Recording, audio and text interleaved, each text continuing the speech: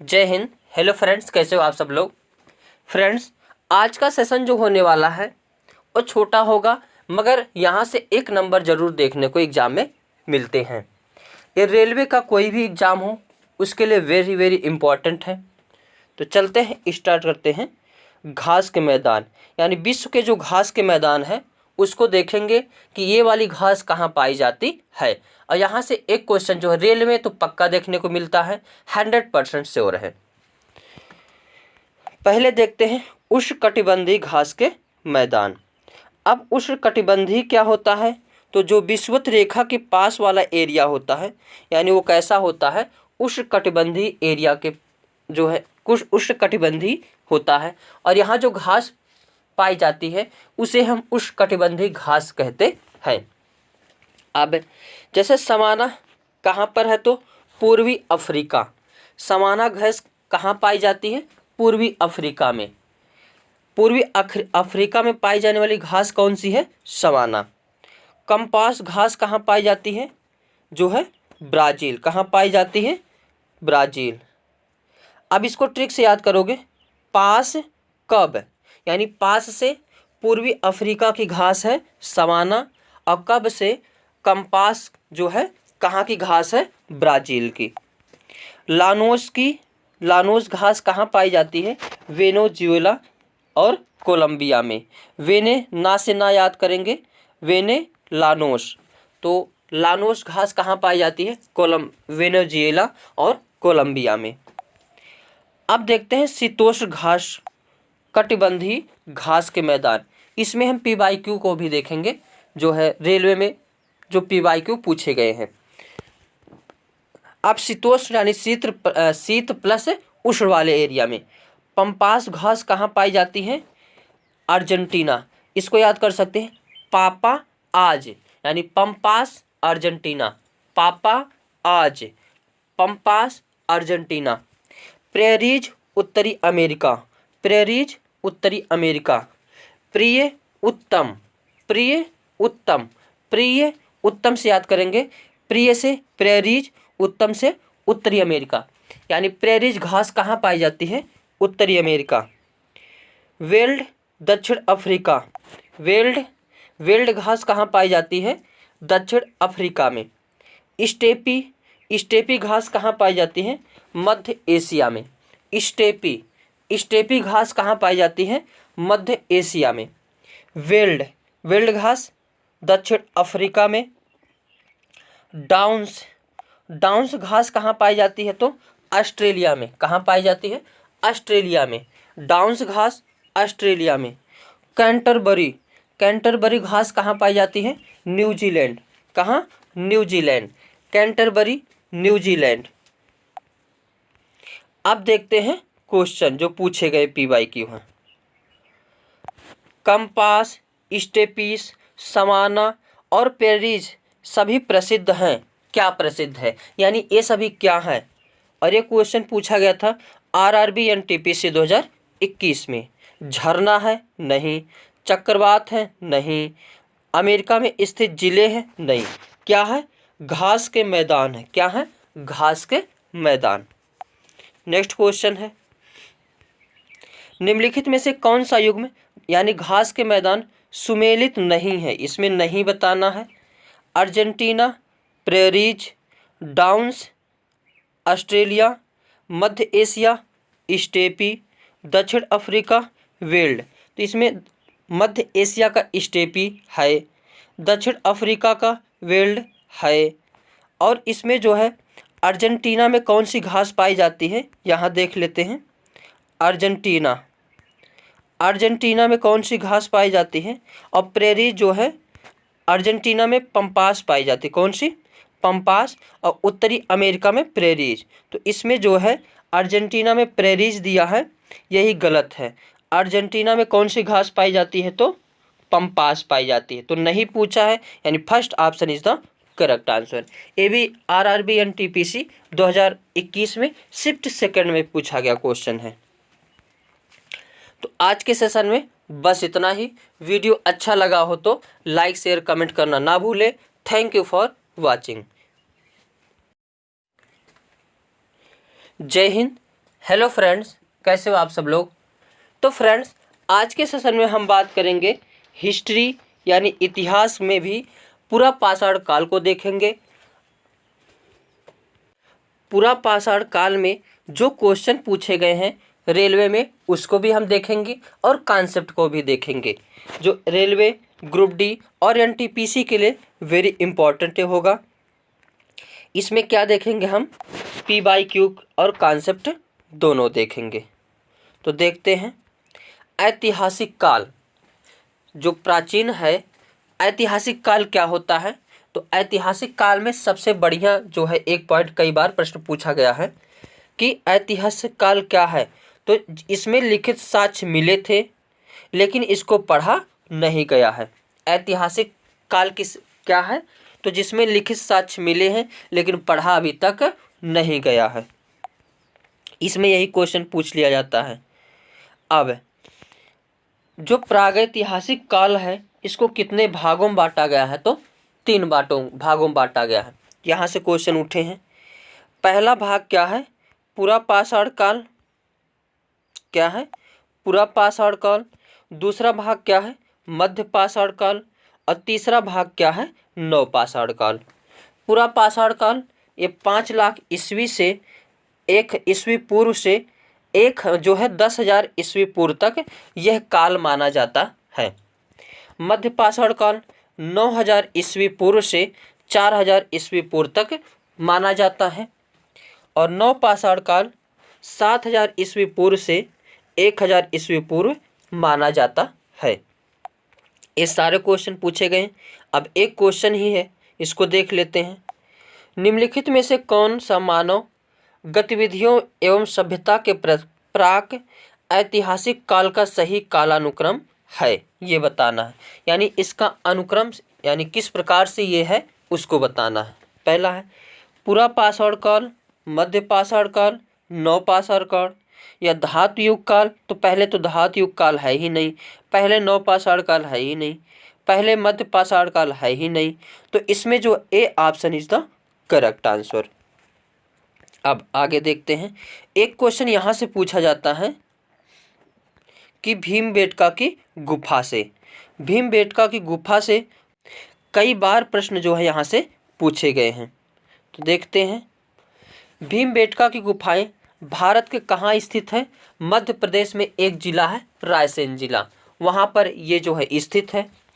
और ये गुफाएं चारों तरफ से विंध्य पर्वतमाला से घिरी हुई है, यानी विंध्याचल पर्वतमाला से क्या है, घिरी हुई है। यह एक पूरा पाषाणिक गुफा आवास है। यह कैसी है, पूरा पाषाणिक, यानी इस पर जो है शैलचित्र जो बने हुए हैं वो पूरा पाषाण काल की हैं, जिसके निरंतरता मध्य ऐतिहासिक काल तक रही है। यानी जो कहाँ कब से कहाँ तक था, तो मध्य काल ऐतिहासिक काल तक था। इसकी खोज किसने की है, तो विष्णु श्रीधर वाकड़कर ने 1957-58 में ईस्वी में इसकी खोज किए थे। और वर्ष 2003 में इसे यूनेस्को ने विश्व धरोहर स्थल घोषित कर दिया है। अब ये देख सकते हैं, ये है भीमबेटका की गुफाएं और इस पे जो है जो चित्र बने हुए हैं पूरा पाषाण काल के चित्र हैं। आगे क्वेश्चन है, भारत में पाषाण कालीन शिला चित्रकारी कहाँ पाई जाती है। अब वही उसी से क्वेश्चन है, तो कहाँ पाई जाती है, नालंदा नहीं, एलिफेंटा नहीं, बाघ गुफाएं नहीं, कहाँ पाई जाती है, भीमबेटका में। कहाँ, भीमबेटका में। आगे अब पूरा पाषाण काल क्या होता है।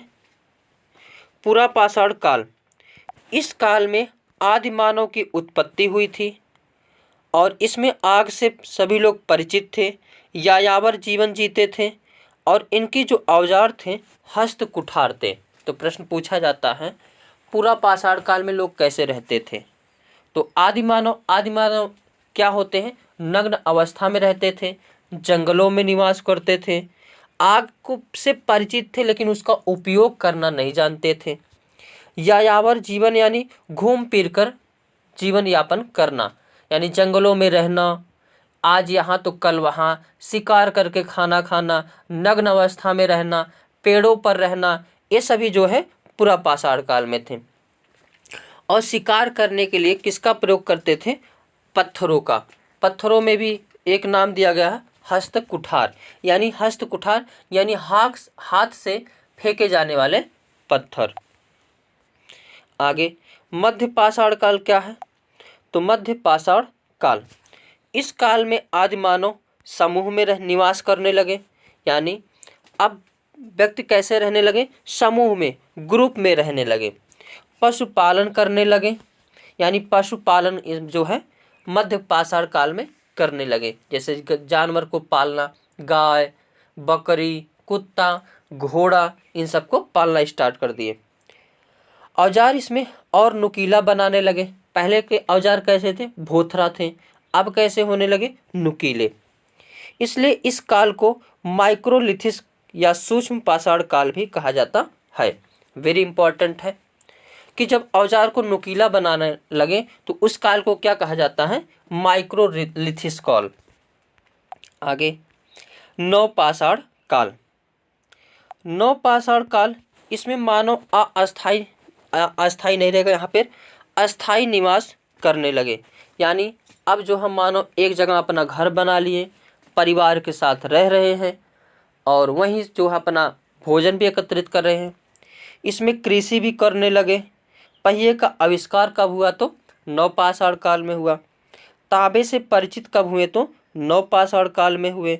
आग का सही रूप से प्रयोग कब से करने लगे? तो नवपाषाण काल से। खाद्य संग्रह कब से करने लगे? तो नवपाषाण काल से। नवपाषाण काल में ये सारी चीज़ें आप सभी को याद करना है। तो आज के सेशन में हमने PYQ को भी देखा और कॉन्सेप्ट को देखा। तो आज के सेशन में बस इतना ही। Thank you for watching. जय हिंद। हेलो फ्रेंड्स, कैसे हो आप सब लोग? फ्रेंड्स, आज के सेशन में हम बात करने वाले हैं फसलें, इसकी उत्पत्ति कहाँ है और इसके प्राचीन नाम क्या हैं। और यहाँ से जो है रेलवे या ALP या ग्रुप D कोई भी एग्ज़ाम हो, 1 नंबर यहाँ से देखने को मिल जाते हैं। टॉपिक छोटा है मगर इम्पॉर्टेंट है। इसमें हम लोग क्या देखेंगे? फसलें कौन और उसकी उत्पत्ति कहाँ से है और उसके नाम क्या हैं, पुराने नाम क्या थे, उसके बारे में देखते हैं। अब गेहूँ कहाँ से, गेहूँ की उत्पत्ति कहाँ हुई है? तो यानी गेहूँ कहाँ का फसल है? तो उत्तर पश्चिमी एशिया का। धान कहाँ की फसल है? दक्षिण भारत, यानी धान की उत्पत्ति कहाँ से हुई है? दक्षिणी भारत से। चना की उत्पत्ति उत्तर पश्चिम एशिया से। अलसी कहाँ से आई है? फारस की खाड़ी से। तंबाकू कहाँ से आया है? मैक्सिको से। बरसीम कहाँ से लाई गई है? मिस्र से। जौ कहाँ से लाया गया है? अबिसीनिया से। मटर कहाँ से लाई गई है? एशिया माइनर से। तोरिया, जिसको हम लोग नेनुआ सरपुतिया कहते हैं, ये कहाँ से आई है? तो भारत, चीन, यूरोप, यानी यहाँ सभी जगह ये पाई जाती थी। चुकंदर कहाँ से? यूनान से। मूंगफली कहाँ से आई है? ब्राज़ील से। कपास की उत्पत्ति कहाँ है? भारत। ज्वार की उत्पत्ति अफ्रीका। सोयाबीन की उत्पत्ति कहाँ से है? चीन से। प्याज कहाँ से? एशिया में जो है इसका जन्म स्थान है। मूंग का कहाँ जन्म स्थान है? तो भारत।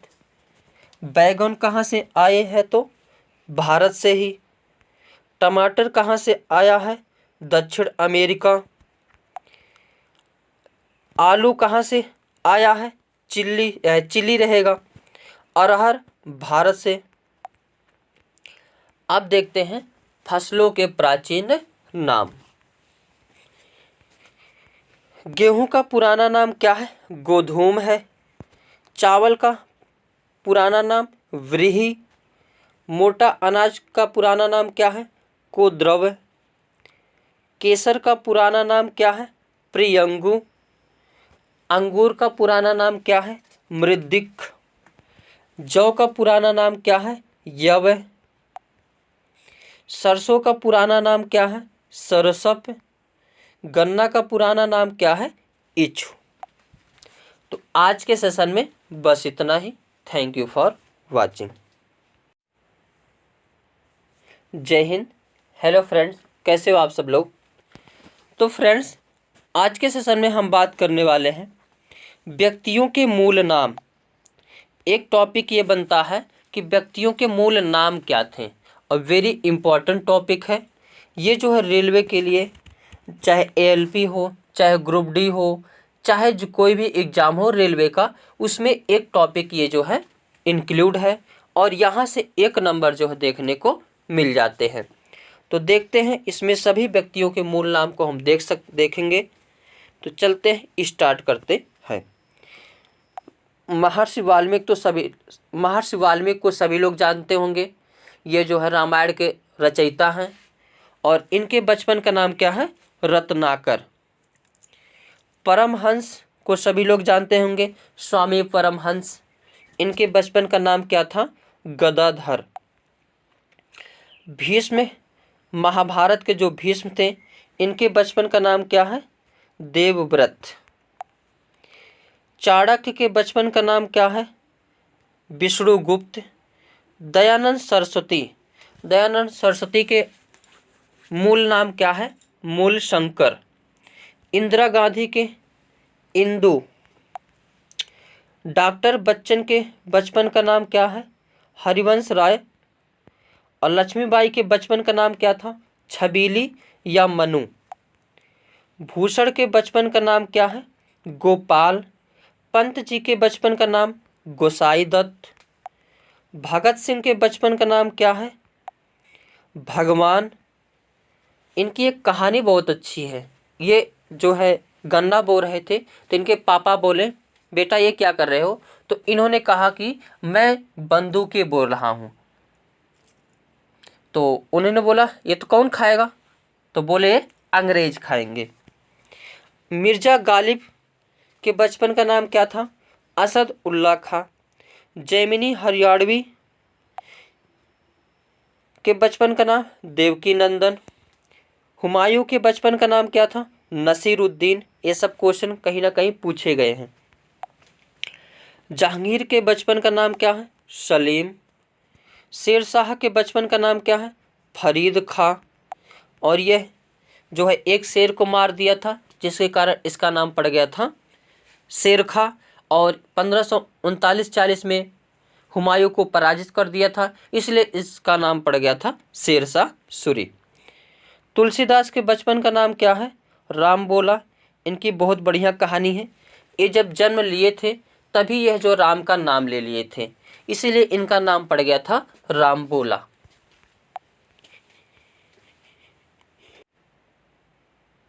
गुरु रामदास के बचपन का नाम है नारायण। दानवीर कर्ण के बचपन का नाम था वसुसेन। स्वामी विवेकानंद के बचपन का नाम क्या है? नरेंद्र दत्त। जयशंकर प्रसाद के बचपन का नाम क्या था? महाकवि। हजारी प्रसाद द्विवेदी के बचपन का नाम बैजनाथ। तानसेन के बचपन का नाम रामतनु पांडे। शाहजहां के बचपन के नाम खुर्रम। बीरबल के बचपन के नाम क्या है? महेश दास।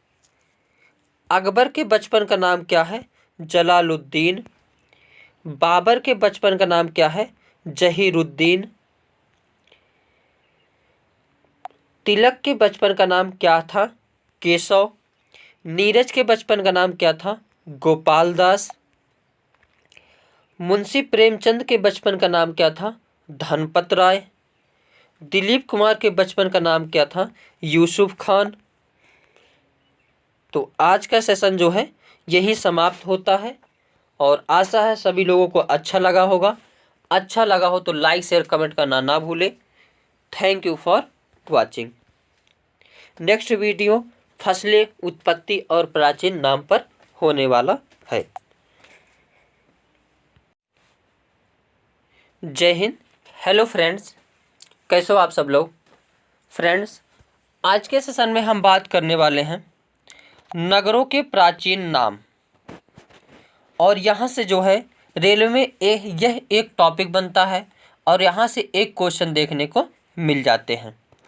रेलवे का कोई एग्ज़ाम हो, चाहे ALP हो, चाहे NTPC हो, चाहे ग्रुप डी हो, चाहे कोई भी एग्ज़ाम हो, क्योंकि रेलवे में एक टॉपिक है नगरों के प्राचीन नाम। तो इसमें हम लोग देखेंगे सभी नगर के, और इसके अलावा आपको देखने की आवश्यकता नहीं पड़ेगी। तो देखते हैं। हैदराबाद का प्राचीन नाम क्या है? भाग्यनगर। वाराणसी के पुराना नाम क्या है? बनारस। रांची का पुराना नाम क्या है? किशनपुर। पुणे का पुराना नाम क्या था? पूना। बम्बई का पुराना नाम मुंबई। अहमदाबाद का पुराना नाम कर्णवती। कोलकाता का पुराना नाम कलकत्ता। दिल्ली का पुराना नाम क्या है? इंद्रप्रस्थ, जिनका वर्णन महाभारत में भी मिलता है।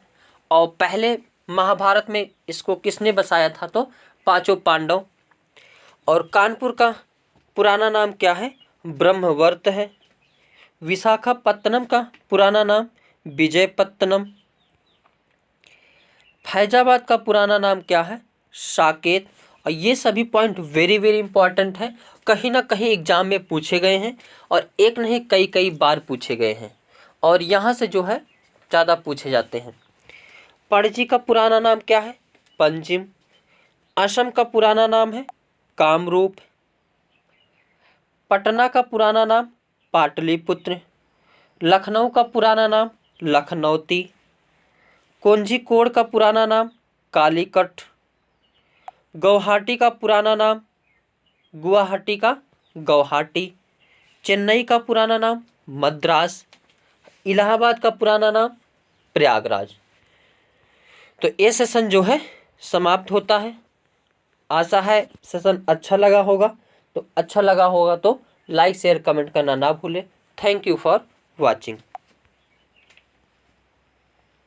हेलो फ्रेंड्स, कैसे हो आप सब लोग? जय हिंद। आज के सेशन में हम बात करने वाले हैं ज्वालामुखी के प्रकार, ज्वालामुखी कहाँ कहाँ पाए जाती हैं। तो इन सभी के बारे में डिटेल से वीडियो होगा, और ये जो है रेलवे के लिए वेरी इंपॉर्टेंट है, चाहे NTPC हो, चाहे ग्रुप डी हो या RPF हो, यानी रेलवे का कोई भी एग्ज़ाम हो, उसमें एक टॉपिक होता है ज्वालामुखी। तो उसके लिए ये जो है सेशन वेरी इंपॉर्टेंट है। तो चलते हैं, स्टार्ट करते हैं। अब ज्वालामुखी क्या होता है, जिसको इंग्लिश में कहते हैं वोल्केनो। पृथ्वी के आंतरिक भाग से दरार या छिद्र द्वारा विखंडित पदार्थों को ऊपरी सतह पर प्रकट होना ज्वालामुखी कहलाता है। यानी अंदर से जो लावा वगैरह ऊपर आते हैं बाहर, वह क्या कहलाते हैं? ज्वालामुखी। एक शब्द होता है ज्वालामुखिया, वोल्केनिज्म।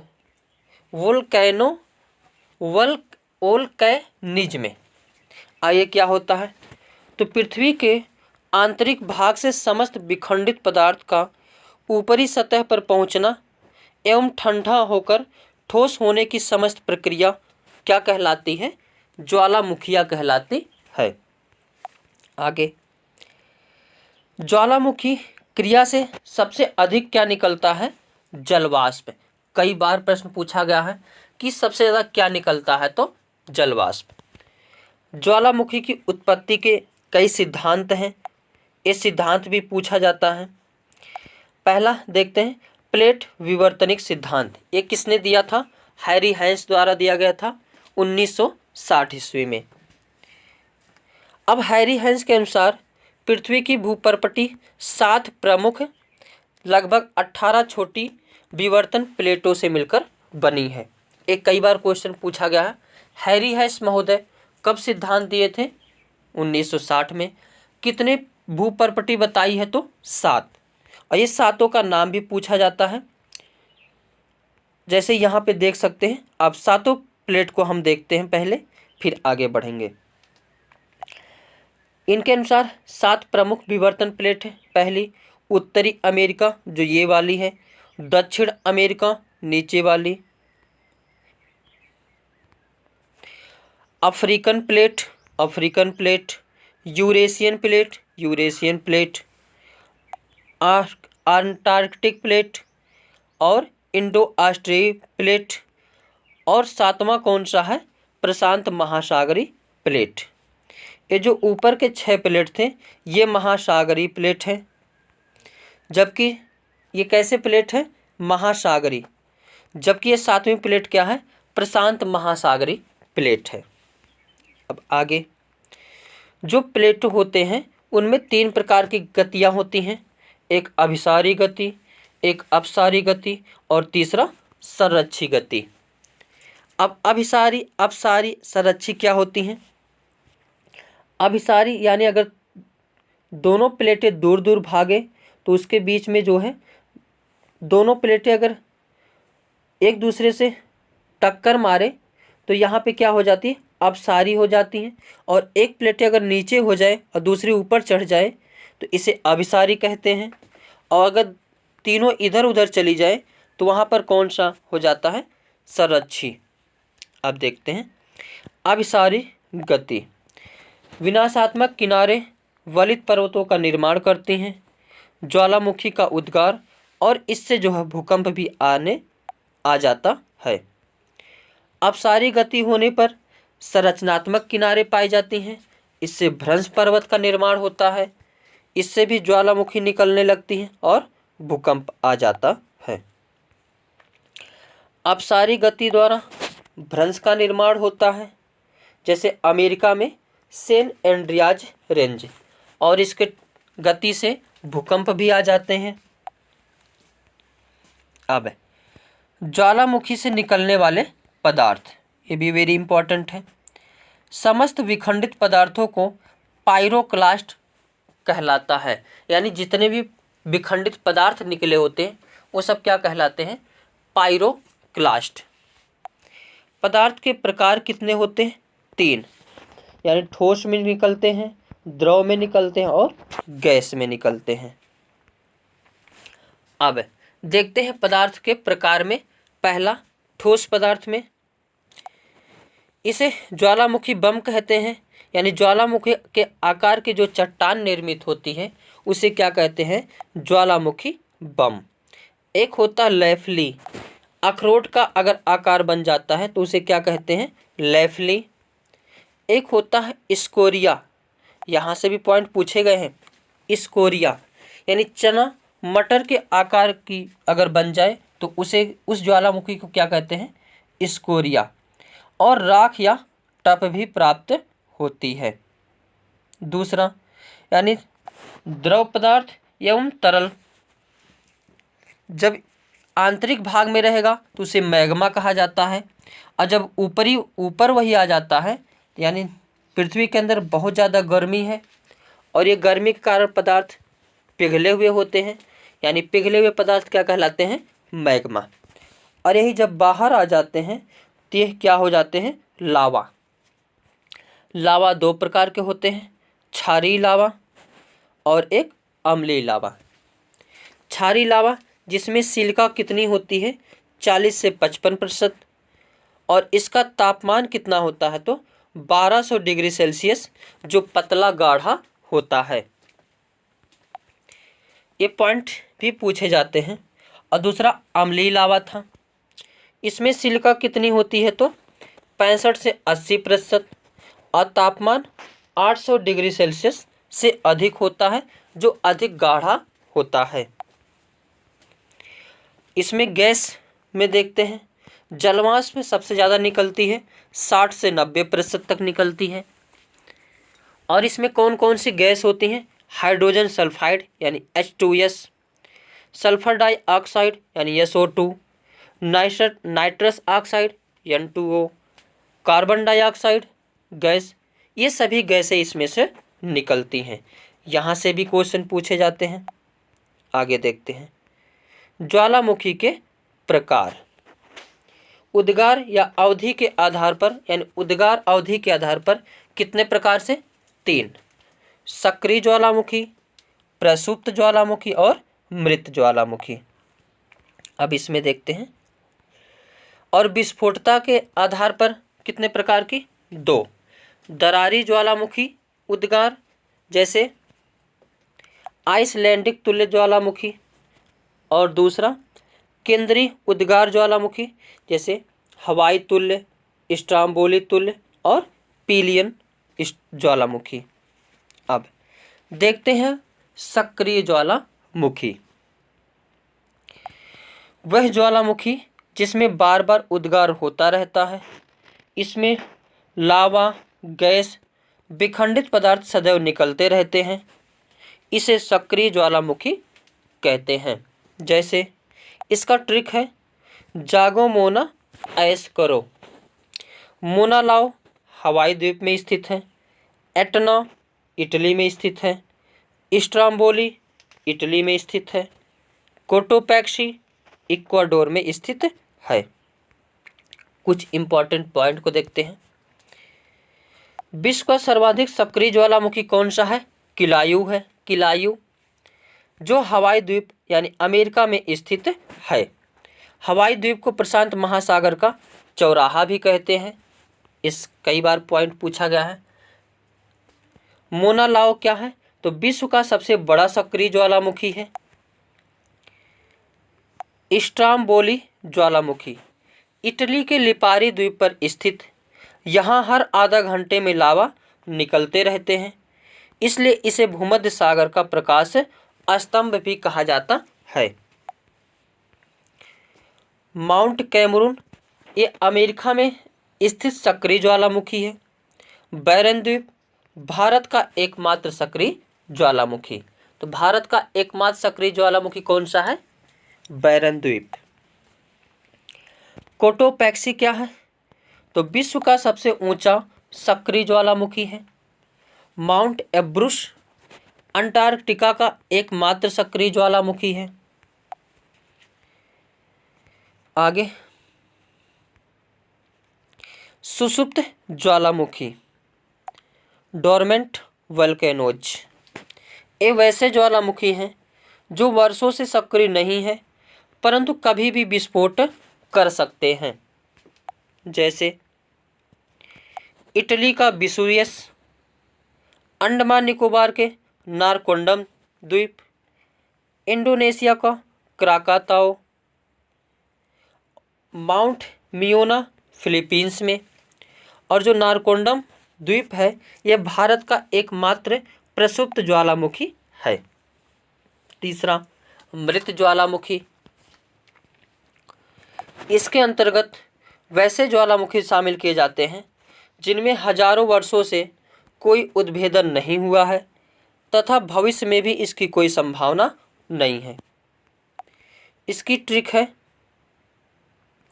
पापा देवी को शांत करो, यानी पोपा म्यांमार में पाया है, देवबंद ईरान में, किलिमंजारो तंजानिया में, कोह सुल्तान ईरान में। ये सभी जो है मृत ज्वालामुखी हैं।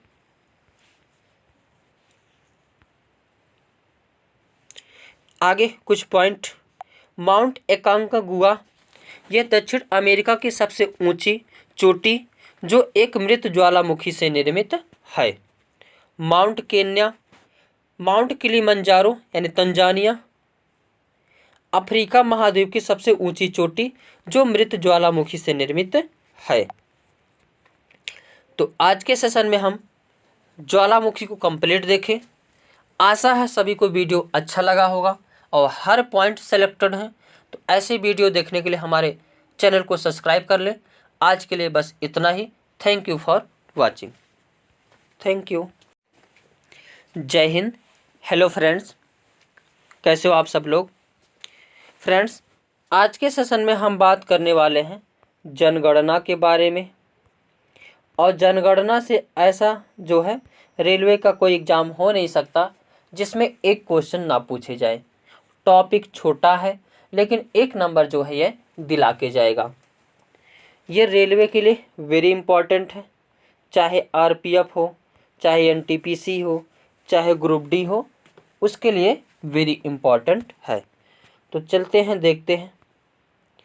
भारत की इसमें जनगणना कौन से नंबर की है? तो 15वीं है। लेकिन स्वतंत्र भारत की कहेगा तो 7वें नंबर की है। और इसकी शुरुआत यानी जनगणना की शुरुआत कब की गई थी पहली बार? तो 1872 ईस्वी में। किसके शासनकाल में? लॉर्ड मेयो के शासनकाल में। लेकिन अगर पूछेगा नियमित रूप से यानी 10-10 साल के अंतराल पर कब से स्टार्ट हुआ? तो 1881 ईस्वी से। सबसे एक क्वेश्चन बहुत इंपॉर्टेंट पूछा जाता है कि महान विभाजन वर्ष किसे माना जाता है? तो 1981 1921 को। कई बार प्रश्न पूछा गया है रेलवे में कि महान विभाजन वर्ष किसे माना जाता है? तो 1921 को। क्यों? क्योंकि इस समय जनसंख्या ऋणात्मक हो गई थी, यानी बढ़ने के बजाय क्या हो गई थी? घट गई थी।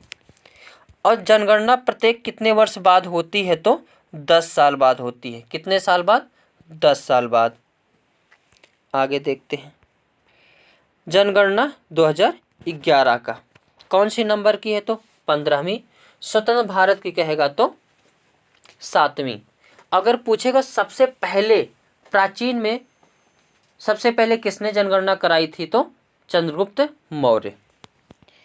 भारत की जनगणना कितनी का लिंग अनुपात कितना है? तो 943 है, जिसमें सर्वाधिक जो है केरल में है। कितना है? 1048। लिंग अनुपात क्या होता है? तो 1000 पुरुषों पर कितनी महिलाएं, इसको लिंग अनुपात कहते हैं। तो भारत में जो है 943 महिलाओं पर 1000 पुरुष हैं, यानी 73 पुरुष जो है क्या होंगे?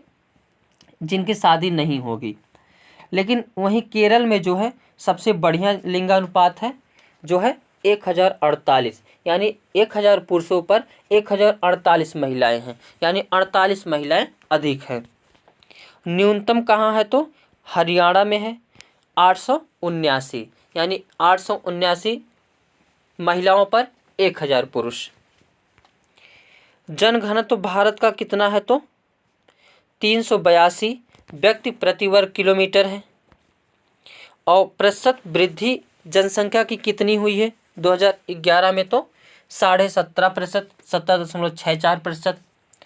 और विश्व के कितने क्षेत्रफल पर भारत है? तो 2.4% भाग पर भारत है।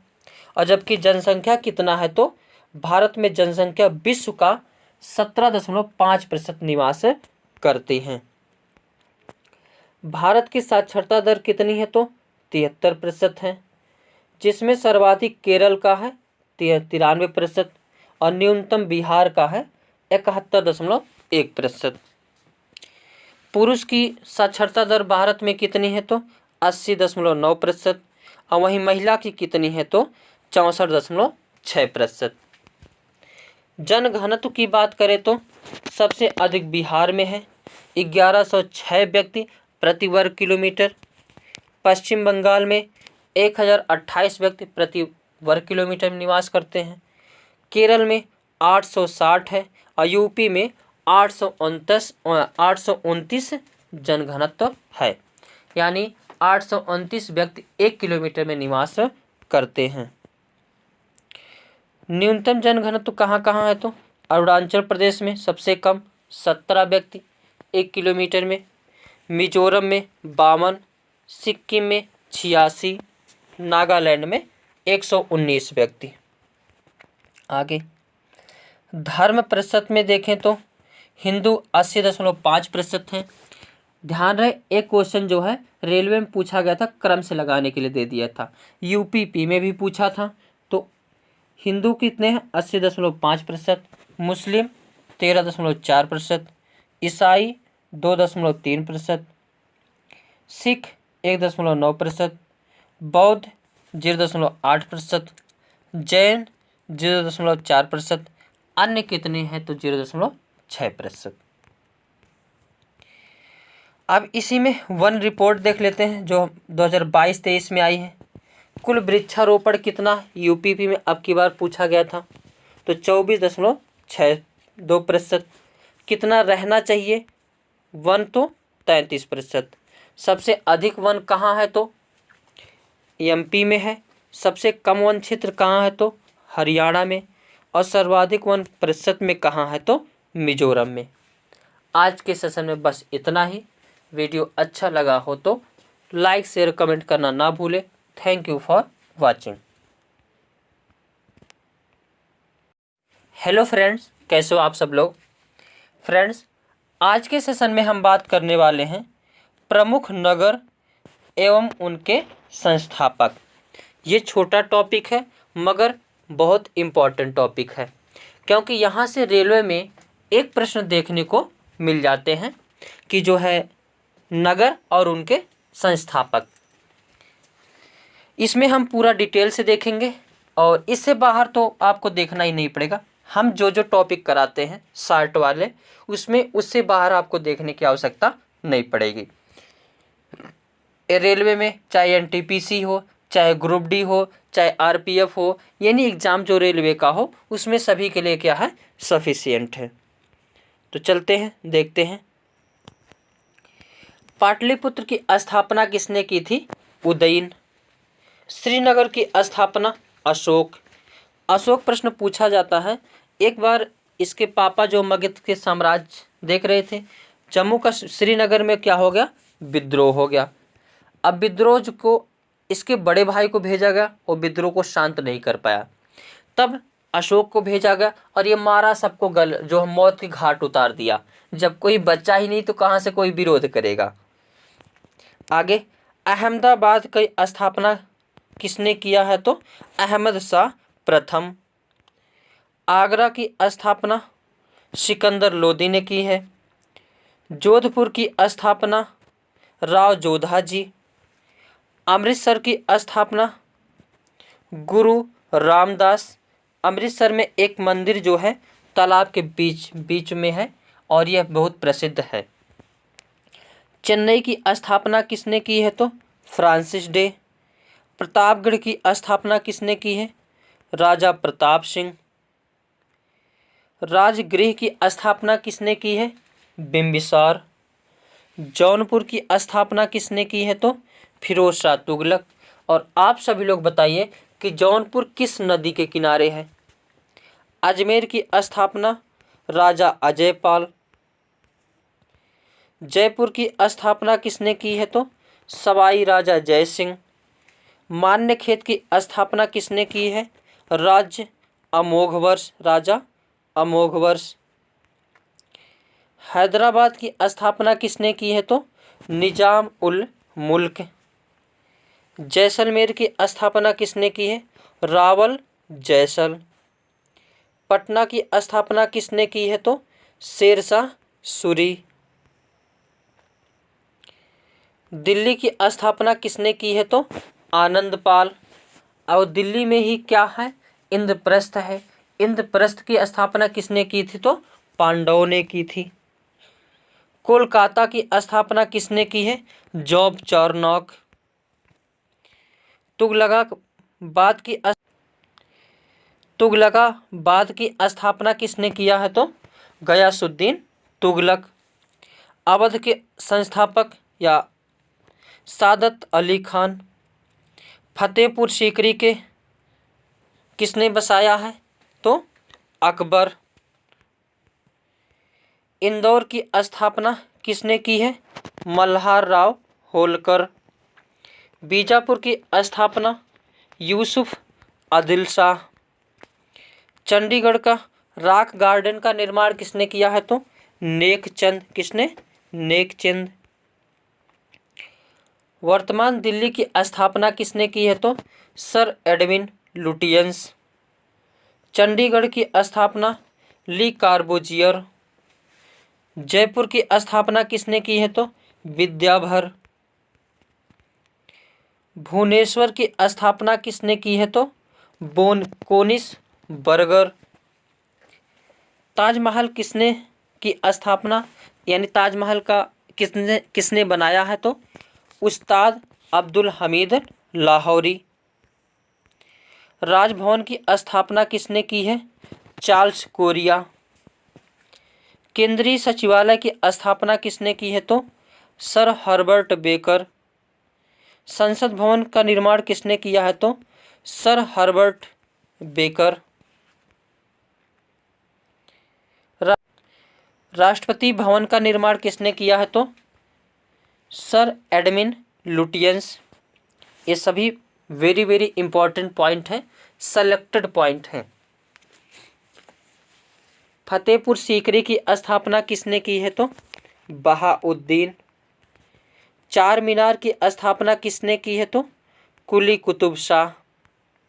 तो आज का सेशन जो है यहीं पर समाप्त होता है। वीडियो अच्छा लगा हो तो लाइक शेयर कमेंट करना ना भूलें, और ऐसे तैयारी करने के लिए हमारे यूट्यूब चैनल से जुड़ सकते हैं, ऑफलाइन बैच में भी जुड़ सकते हैं। तो आज के लिए बस इतना ही। Thank you for watching. Hello friends, जय हिंद। कैसे हो आप सब लोग? फ्रेंड्स, आज के सेशन में हम बात करने वाले हैं जीएसटी पर, जो कि वेरी इंपॉर्टेंट सेशन है। यहाँ से एक क्वेश्चन तो ज़रूर देखने को मिलते हैं, और इसमें जो है हम कई सारे पॉइंट को कवर करेंगे, जिससे जो है एग्ज़ाम में जो क्वेश्चन पूछे जाते हैं वो छूटे नहीं। और ये जो है रेलवे के लिए वेरी इंपॉर्टेंट सेशन होगा। रेलवे में चाहे एनटीपीसी हो, चाहे ग्रुप डी हो, या रेलवे का कोई एग्ज़ाम हो, यहाँ से एक क्वेश्चन जो है ज़रूर देखने को मिलेंगे। तो चलते हैं, स्टार्ट करते हैं अपने इस सेशन को। जीएसटी जो है लाने के लिए, कोई भी अधिनियम लाने के लिए पहले बिल लाया जाता है। वो बिल जब उस पर राष्ट्रपति जो है साइन कर देते हैं तो वही क्या बन जाता है? अधिनियम बन जाता है। तो जो बिल लाया गया था जीएसटी के लिए राज्यसभा में कब लाया गया था? तो 3 अगस्त 2016 को। और वहाँ से पास करके फिर कहाँ गया? लोकसभा में 8 अगस्त 2016 को। और 8 अगस्त को 2016 को ही राष्ट्रपति भी हस्ताक्षर उस पर कर दिए। तो कितना जल्दी काम हुआ। 3 अगस्त को राज्यसभा में आया, 8 अगस्त को लोकसभा में, और 8 अगस्त को ही यह क्या पास उस करके कानून बन गया। जो जीएसटी है 21 संशोधन द्वारा लाया गया है, तो 101वां संशोधन द्वारा। और जीएसटी के प्रकार कितने हैं? तो 3 हैं, सीजीएसटी, एसजीएसटी और आईजीएसटी। सीजीएसटी यानी सेंट्रल जो कर लगाती है, एसजीएसटी यानी स्टेट जो कर लगाता है, और आईजीएसटी यानी जो केंद्र शासित प्रदेशों में कर लगते हैं। जीएसटी का फुल फॉर्म क्या है? तो goods and service tax. GST की दरें कितनी हैं? तो 5 हैं, 5%, 10%, 18 और 28। लेकिन अगर 0 को भी शामिल कर लिया जाए तो 6। लेकिन 5 ही एग्जाम में लगाना रहता है, उसमें 5 ऑप्शन रहता है। जीएसटी के 2 अनुच्छेद याद रखना है, आर्टिकल 246A और आर्टिकल 269A। और जीएसटी परिषद का गठन किस आर्टिकल में किया गया है? तो आर्टिकल 279A। और इसमें जो है वित्त मंत्री कौन है? तो निर्मला सीतारमण जी हैं, ये दूसरी बार बन चुकी हैं।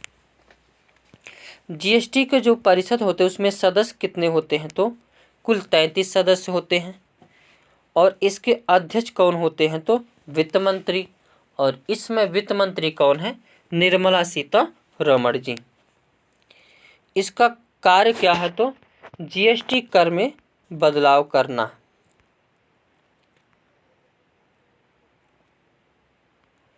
राज्य तथा केंद्र शासित प्रदेश के वित्त मंत्री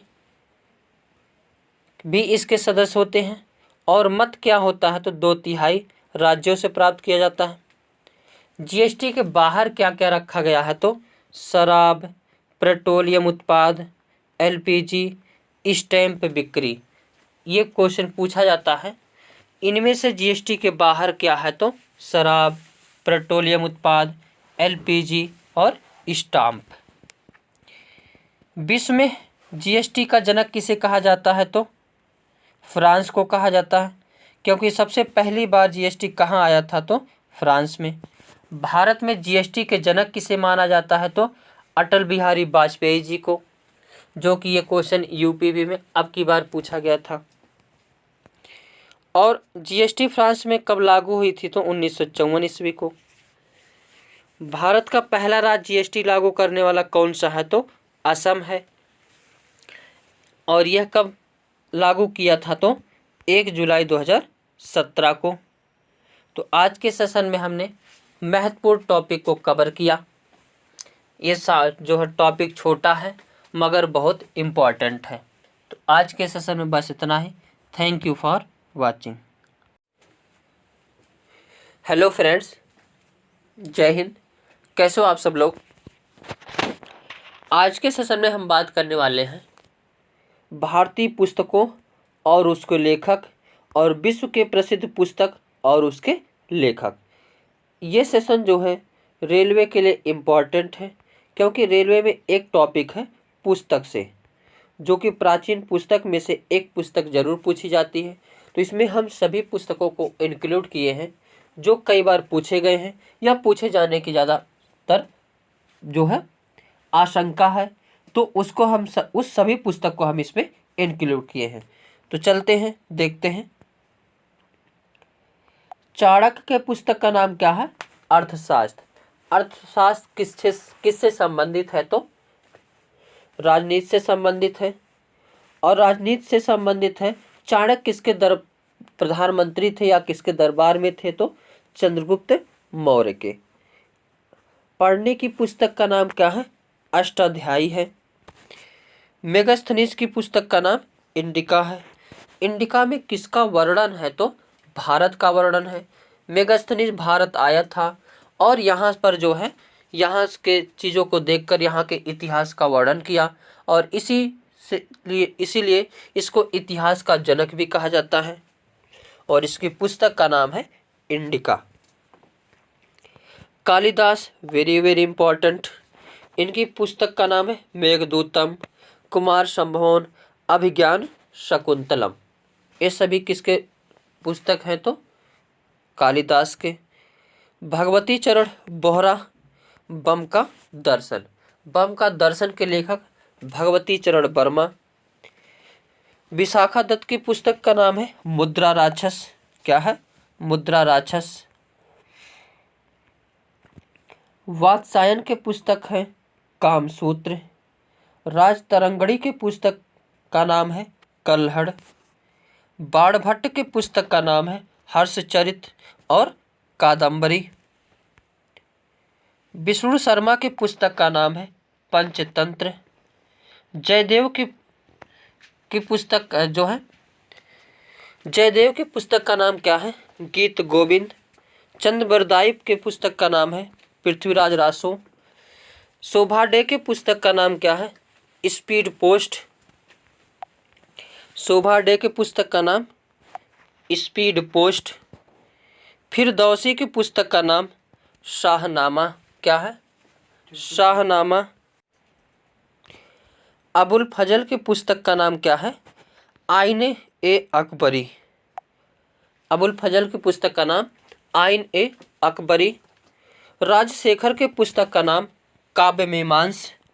नागसेन के पुस्तक का नाम मिलिंद पन्हो। अश्वघोष के पुस्तक का नाम क्या है? बुद्ध चरितम।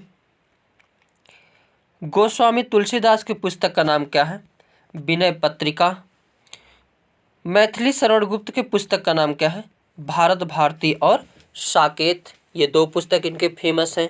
हालांकि पुस्तक कई सारे हैं, लेकिन जो फेमस है, जहाँ से पॉसिबिलिटी बनती है जो है, तो उसी को हम उठाते हैं। महादेवी वर्मा की पुस्तक का नाम क्या है? यामा। बंकिम चंद्र चटर्जी की पुस्तक का नाम क्या है? वंदे मातरम। इसी वंदे मातरम से ही जो है क्या लिया गया है? राष्ट्रगीत लिया गया है। धर्मवीर भारती के पुस्तक का नाम क्या है? सूर्य का सातवां घोड़ा। महात्मा गांधी के पुस्तक का नाम यंग इंडिया। अरविंद घोष के पुस्तक का नाम क्या है? Life divine. शिवानंद के पुस्तक का नाम क्या है? Divine life. जवाहरलाल नेहरू के पुस्तक का नाम क्या है? भारत एक खोज। मेघनाथ देसाई की पुस्तक का नाम क्या है? Rediscovery of India. Bhishma Sahni के पुस्तक का नाम तमस। अबुल कलाम आज़ाद के पुस्तक का नाम क्या है? India wins freedom. Rajendra Prasad के पुस्तक का नाम डिवाइडेड। रविन्द्रनाथ टैगोर की पुस्तक का नाम गीतांजलि और गोरा। दयानंद सरस्वती के पुस्तक का नाम सत्यार्थ प्रकाश। मुंशी प्रेम चंद के पुस्तक का नाम गोदान, गबन, कर्मभूमि है। ये तीनों पुस्तक इंपॉर्टेंट है, याद रखना है। एपीजे अब्दुल कलाम की पुस्तक का नाम Wings of Fire, Ignited minds.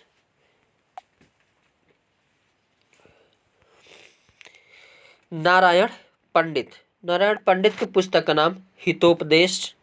भवभूत के पुस्तक का नाम मालती माधव। खुशवंत सिंह के पुस्तक का नाम ट्रेन टू पाकिस्तान। नीरज सिंह चौधरी के पुस्तक का नाम a passage to England. Manmohan Singh के पुस्तक का नाम चेंजिंग इंडिया। स्मृति ईरानी के पुस्तक का नाम लाल सलाम। शशि थरूर के पुस्तक का नाम अंबेडकर। वेल्थ नाम ऑफ नेशन पुस्तक के लेखक एडम स्मिथ। मीन कैंप पुस्तक के लेखक एडोल्फ हिटलर। अटल बिहारी वाजपेयी जी के पुस्तक का नाम है संसद के 3 दशक। नेहरू के पुस्तक का नाम है discovery of India. Rajendra Prasad के पुस्तक का नाम इंडिया डिवाइडेड। लाला लाजपत राय के पुस्तक का नाम अनहैप्पी इंडिया। सलमान रुश्दी के पुस्तक का नाम है विक्ट्री सिटी।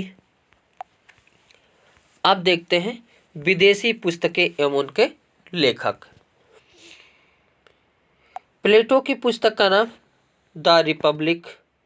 जेके रॉलिंग के पुस्तक का नाम हैरी पॉटर।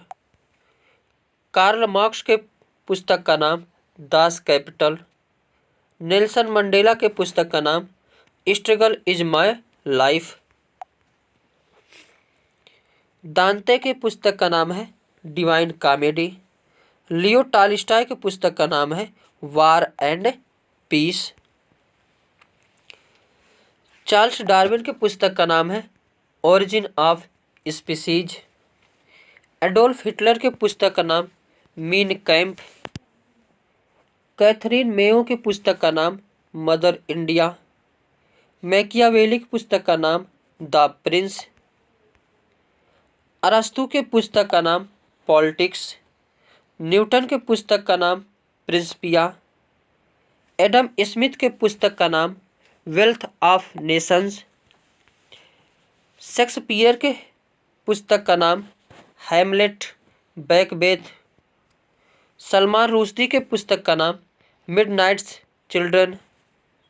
माइकल क्रिस्टन के पुस्तक का नाम जुरासिक पार्क। बराक ओबामा के पुस्तक का नाम the audacity of home. Mulkraj Anand के पुस्तक का नाम है अनटचेबल। ये सभी पुस्तक याद कर लेना है। अगर पुरानी पुस्तकों के बारे में पूछ रहा है तो यहाँ से बाहर प्रश्न नहीं जाएगा, करंट का नहीं ये पुस्तक है। एनी बेसेंट की पुस्तक का नाम वेक अप इंडिया। रूसे की पुस्तक का नाम द सोशल कॉन्ट्रैक्ट। तो आज के सेशन में बस इतना ही। पुस्तक हमने सारे देख लिए। वीडियो अच्छा लगे तो लाइक शेयर कमेंट करना ना भूलें। Thank you for watching. जय हिंद। हेलो फ्रेंड्स, कैसे हो आप सब लोग। फ्रेंड्स, आज के सेशन में हम बात करने वाले हैं संविधान के में जो भारतीय संविधान के प्रमुख स्रोत हैं, यानी भारतीय संविधान में कहाँ से क्या क्या चीज़ें ली गई हैं, इस पर आधारित होने वाला है ये टॉपिक। और इसमें जो है PYQ को भी हम देखेंगे, जो रेलवे में कहीं ना कहीं पूछे गए प्रश्न हैं। तो ये एक टॉपिक अपने आप में बहुत इम्पॉर्टेंट टॉपिक रखता है, अहम भूमिका निभाता है किसी भी एग्ज़ाम के लिए। और ये सेशन रेलवे के लिए जो है एएलपी हो, एनटीपीसी हो, ग्रुप डी हो, इन सभी के लिए मोस्ट इम्पॉर्टेंट सेशन है। तो इसमें चलते हैं, स्टार्ट करते हैं, देखते हैं अपने इस सेशन को। पहला, अमेरिका से क्या क्या लिया गया है। पहले हम कॉन्सेप्ट को देखेंगे, फिर अभी पी/क्यू को भी हम लोग देखेंगे। अमेरिका से क्या क्या लिया गया है। मूल अधिकार लिया गया है। क्या लिया गया है? मूल अधिकार। मूल अधिकार कहाँ से कहाँ तक है? तो आर्टिकल 12 से आर्टिकल 35 तक है। वैसे हमें लोग जो एग्जाम के लिए पढ़ते हैं कितना, तो आर्टिकल 12 से 32 तक ही पढ़ते हैं। आर्टिकल जो है पहले मूल अधिकार में कितनी स्वतंत्रताएं थी? तो 7 थी। अब कितनी है? तो अब 6 है। इस चीज़ों को ध्यान रखना है। कौन कौन सी है? तो 14 से 18 स्वतंत्रता का अधिकार, 19 से 22 स्वतंत्रता का अधिकार, वाक का, इसी प्रकार। और राष्ट्रपति पर महाभियोग की प्रक्रिया कहाँ से ली गई है? तो अमेरिका से। स्वतंत्र एवं निष्पक्ष न्यायपालिका अमेरिका से ग्रहण की गई है। न्यायिक पुनरावलोकन का सिद्धांत अमेरिका से ग्रहण किया गया है। यूके यानी यूनाइटेड किंगडम यानी ब्रिटेन से क्या क्या लिया गया है? तो वैसे अगर कहा जाए तो भारत शासन अधिनियम से 2/3 चीज़ें ली गई हैं। और अगर प्रश्न में पूछा जाए सबसे अधिक कहाँ से चीज़ें लिया गया है, तो भारत शासन अधिनियम 1935 से। यूके यूनाइटेड किंगडम यानी ब्रिटेन से क्या क्या लिया गया है? संसदीय शासन व्यवस्था, संसदीय विशेषाधिकार, विधि का शासन और एकल नागरिकता कहाँ से ग्रहण की गई है? तो यूके यानी ब्रिटेन से। रूस से क्या क्या लिया गया है? तो मौलिक कर्तव्य। मौलिक कर्तव्य शुरू में बातें कितनी हो रही थी जोड़ने की? तो 8, लेकिन जुड़ी कितनी थी? 10, लेकिन वर्तमान में कितनी है? तो 11। ये तीनों पॉइंट को याद रखना है। और ये जो मौलिक कर्तव्य जोड़े गए थे किस समिति द्वारा? तो सरदार सरोवर सिंह समिति द्वारा। और 42वें संविधान संशोधन द्वारा रूस से लिया गया था मौलिक कर्तव्य, जो कि जोड़ा गया है। यानी मौलिक कर्तव्य क्या शुरू में संविधान में थे? तो नहीं। कब आए हैं? 42वें संविधान संशोधन द्वारा आया जो है लाया गया है। आगे जर्मनी से क्या क्या लाया गया है? जर्मनी से तो आपात के समय मौलिक अधिकारों का निलंबन, आपात उपबंध, ये कहाँ से लाया गया है? तो जर्मनी से। एक क्वेश्चन पूछा गया था रेलवे में कि जो है कुल भारत के संविधान बनाने में कितने देशों से चीज़ें लाकर लाई गई है? तो 10 देशों से। आगे कनाडा से क्या क्या ग्रहण किया गया है? तो सरकार की संघीय व्यवस्था, अवशिष्ट शक्ति केंद्र में निहित, ये दोनों चीज़ कहाँ से ग्रहण किया गया है? तो कनाडा से। आयरलैंड से क्या क्या लाया गया है? नीति निर्देशक तत्व, डीपीएसपी जिसको शॉर्ट फॉर्म में कहते हैं, जो 36 से लेकर 51 आर्टिकल तक है। और आर्टिकल 40 में क्या है? पंचायतों, ग्राम पंचायतों का गठन। 39 क्या है? काम से संबंधित है। आर्टिकल 44 क्या है? CAA से संबंधित है। इसी प्रकार जो है 36 में क्या है? राज्य की परिभाषा है। आगे देखते हैं दक्षिण अफ्रीका। दक्षिण अफ्रीका से क्या ग्रहण किया गया है? तो संविधान संशोधन। संविधान संशोधन भाग 20 में है। किस में है? भाग 20 में आर्टिकल 368। आर्टिकल 368। फ्रांस से क्या क्या ग्रहण किया गया है? तो फ्रांस से शब्द ग्रहण किया गया है स्वतंत्रता, समानता, बंधुत्व एवं गणतंत्र। शब्द जो है कहाँ से लिया गया है? तो फ्रांस से। फ्रांस की क्रांति में जो हुई थी इसी शब्दों पर हुई थी, इसी शब्दों को लेकर हुई थी। तो फ्रांस से यही शब्द जो है ग्रहण किए गए हैं। ये शब्द कई बार प्रश्न में पूछा गया है कि फ्रांस से क्या क्या ग्रहण किया गया है। तो कभी कभी ये भी प्रश्न पूछा गया है कि स्वतंत्रता शब्द कहाँ से लिया गया है, समानता शब्द कहाँ से लिया गया है। तो ये सब फ्रांस से। ये शब्द ही याद करना है। ऑस्ट्रेलिया से क्या क्या लिया गया है? समवर्ती सूची, संयुक्त अधिवेशन, केंद्र राज्य संबंध, ये कहाँ से लिया गया है? तो ऑस्ट्रेलिया से। जापान से क्या क्या लिया गया है? जापान है 10वां नंबर। विधि द्वारा स्थापित प्रक्रिया, विधि सिद्धांतों का प्रावधान जिसके आधार पर भारत का सुप्रीम कोर्ट व हाई कोर्ट कार्य करता है। आर्टिकल 32 के तहत क्या है? तो सुप्रीम कोर्ट द्वारा अगर जो है रिट जारी करना, और आर्टिकल 226 के तहत हाई कोर्ट द्वारा रिट जारी करना का प्रावधान है। एक प्रश्न पूछा जाता है, हाई कोर्ट सुप्रीम कोर्ट के मामले में किस मामले में ज़्यादा है? तो रिट जारी करने के। आगे आप क्वेश्चन देखते हैं जो PYQ पूछे गए हैं। पहला प्रश्न है, भारतीय संविधान में कितने देशों से विशेषताएं ली गई हैं? पहला क्वेश्चन ही है। ये RRB ग्रुप डी का 2022 में क्वेश्चन पूछा गया था। तो कितने देशों से है? 10, जो कि अभी ऊपर हमने देखा। नेक्स्ट क्वेश्चन है, भारतीय संविधान के राज्य के नीति निर्देशक सिद्धांत कहाँ से लिया गया है? तो नीति निर्देशक तत्व कहाँ से लिया गया है? तो आयरलैंड से। कहाँ से? आयरलैंड से लिया गया है। फ्रांस से क्या लिया गया है? स्वतंत्रता, समानता, बंधुत्व शब्द लिया गया है। कनाडा से क्या लिया गया है? और अमेरिका से क्या लिया गया है? तो मौलिक अधिकार। और कनाडा से क्या लिया गया है? नीति निर्देशक तत्व। अच्छा, यहाँ थोड़ा सा गलती हो रही क्या? थोड़ा सा देख लेते हैं। कनाडा से नीति निर्देशक तत्व कहाँ से लिया गया है? आयरलैंड से है। कहाँ से? आयरलैंड से। तो इसको तो हमने सही बताया था, कहाँ से लिया गया है? आयरलैंड से लिया गया है। तो इस प्रश्न का आंसर क्या हो जाएगा? A option, Ireland. ये प्रश्न NTPC 2022 में पूछा गया प्रश्न है। आगे देखते हैं। ये ना जाने कितनी बार क्वेश्चन पूछा गया है। भारतीय संविधान में शामिल स्वतंत्रता, समानता एवं बंधुत्व के सिद्धांत किस देश से के संविधान से लिया गया है? कितनी बार पूछा गया? RPF 2019 में, ALP 2021 में, ग्रुप डी 2018 में, NTPC 2021 में, NTPC 2021 में। इतने जगह ये क्वेश्चन पूछा गया है। अभी हमने देखा कहाँ से था? फ्रांस से। फ्रांस से शब्द लिया गया स्वतंत्रता, समानता, बंधुत्व, गणतंत्र, ये सभी शब्द। आगे नेक्स्ट प्रश्न है, भारत के संविधान में अर्धसंघीय शासन प्रणाली की विशेषता किस देश से ली गई है? तो ये इसमें हो जाएगा क्या? कनाडा से। कहाँ से? कनाडा से। अर्धसंघीय व्यवस्था कहाँ से, शासन कहाँ से ली गई है? कनाडा से। आयरलैंड से क्या है? नीति निर्देशक तत्व। फ्रांस से स्वतंत्रता, समानता, बंधुत्व शब्द। अमेरिका से मौलिक अधिकार।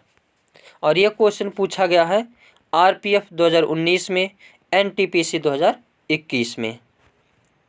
तो आज के सेशन में बस इतना ही। वीडियो अच्छा लगा हो तो लाइक, शेयर, कमेंट करना ना भूलें। Thank you for watching.